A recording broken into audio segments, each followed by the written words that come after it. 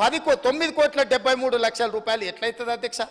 ఎక్కడికి పోయింది అధ్యక్ష ఈ సొమ్ము? పర్ మెగావాటు 2 కోట్ల పైగా, అంటే 1080 మెగావాట్ల విద్యుత్ అంటే 2.5 కోట్లు పర్ మెగావాట్కు అంచనాలు పెరిగినాయంటే దాదాపుగా 2.5 కోట్ల రూపాయలు భద్రాద్రి పవర్ ప్రాజెక్టులో మింగిందెవరో లెక్క తేలడం కోసమే ఈరోజు విద్యుత్తు మీద కమిషన్ వేసినాం అధ్యక్ష.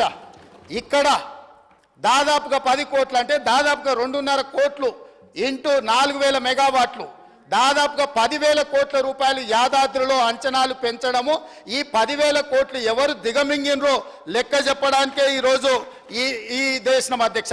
3 తెలంగాణనే. ఇక మూడవది కిషన్ రెడ్డి గారు మమ్మల్ని అడిగినరు.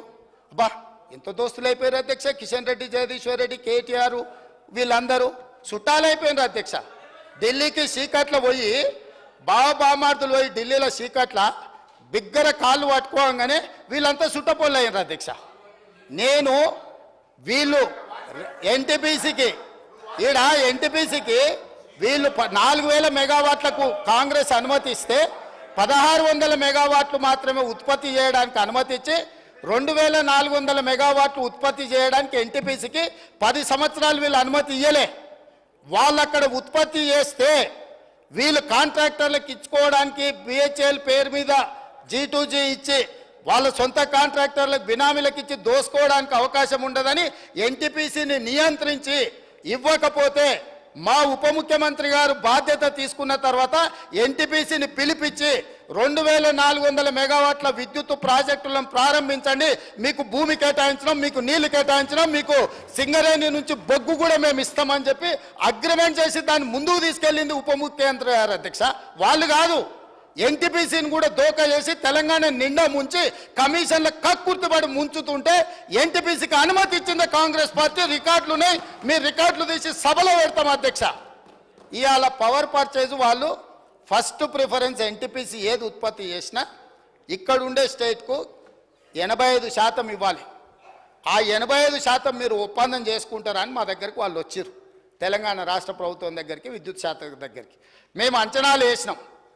ఇవాళ మార్కెట్లో ₹5.30 మాకు విద్యుత్తు ఒప్పందాలు జరుగుతున్నాయి, విద్యుత్తు దొరుకుతుంది అధ్యక్ష.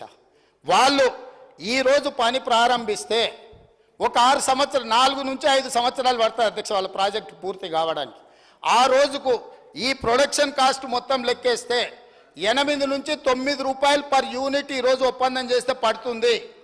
ఈరోజు అంత అత్యధికంగా ధర పెట్టి విద్యుత్ ఒప్పందం చేస్తే సంస్థకు లాభం జరుగుతుందా, నష్టం జరుగుతుందా? మేము అంచనాలు వేసుకొని మీ దగ్గరకు వస్తాము. ఒకవేళ ఎన్టీపీసీతో మనం ఒప్పందం చేసుకోకపోతే ఎన్టీపీసీ బాహ్య ప్రపంచంలో ఎవరికైనా ఉత్పత్తి చేసింది అమ్ముకోవచ్చు అధ్యక్ష. ఆ రోజు తెలంగాణ విద్యుత్ సంస్థలు కూడా వాళ్ళతోని ఆ రోజున్న మార్కెట్ రేట్ ప్రకారం మనం కొనుగోలు చేయొచ్చు అధ్యక్ష.